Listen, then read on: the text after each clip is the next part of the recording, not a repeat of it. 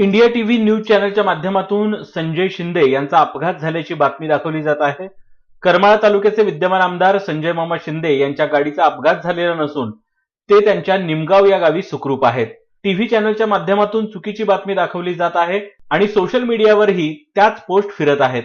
या बातमीवर विश्वास न ठेवता कुणीही चुकीच्या अफवा पसरवू नये असं आमदार संजय मामा शिंदे यांचे जवळचे सहकारी जिल्हा परिषद सदस्य प्रतिनिधी बंडू नाना ढवळे यांच्याकडून सांगण्यात आलं आहे। ती बातमी बघितली ती म्हणून फोन लावला होता।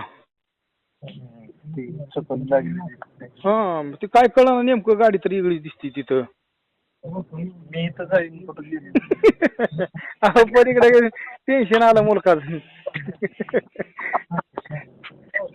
चालतंय मास्टर, शनी काय बाहेरच पडलो नाही ना, मी 1.5 दिवस बाहेरच नव्हतो। होय। आणि ते 2-4 जणांनी इथं स्टेटस बी ठेवलं, ते नेमकं काय होय ते कळलं आणि तुमचं 2 बार फोन लावल्यावर कवर क्षेत्राच्या बाहेर सांगायचं नाही नाही, माझा नंबर रेंजच नाही गावात नाही का?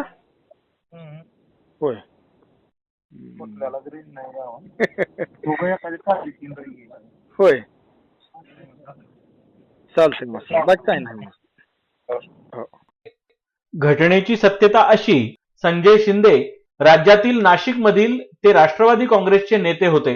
संजय शिंदे यांच्या कारला मुंबई आग्रा महामार्गावरून जात असताना पिंपळगाव बसवंत टोल प्लाझा जवळ कारमध्ये शॉर्ट सर्किट झाल्यानं आग लागल्याचं समजतं। राष्ट्रवादीचे नेते संजय शिंदे यांच्या गाडीला अचानक आग लागली। त्यांनी गाडी बाजूला घेतली आणि उतरण्याचा प्रयत्न केला, परंतु गाडी लॉक झाल्यानं ते कारमध्येच अडकले। या कारनं पेट घेतल्यानं त्यांचा गाडीतच मृत्यू झाल्याची दुर्दैवी घटना घडली। दरम्यान कारला शॉर्ट सर्किटमुळे आग लागली, त्यातच गाडीत असणाऱ्या सॅनिटायझरनं पेट घेतल्याचं बोललं जात आहे। बातमी दाखवण्याच्या घाई गडबडीत इंडिया टीव्ही चॅनलच्या माध्यमातून संजय शिंदे यांचा अपघात झाल्याची बातमी दाखवली जात आहे।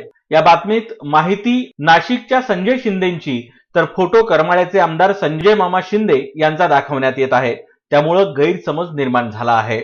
या गोंधळाच्या परिस्थितीत संजय मामा शिंदेंनी मात्र तो मी नव्हेच ही भूमिका स्पष्ट केली आहे। स्वराज्य माझाच्या बातम्यांसाठी रघुनाथ बनसोडे, टेंभुर्णी।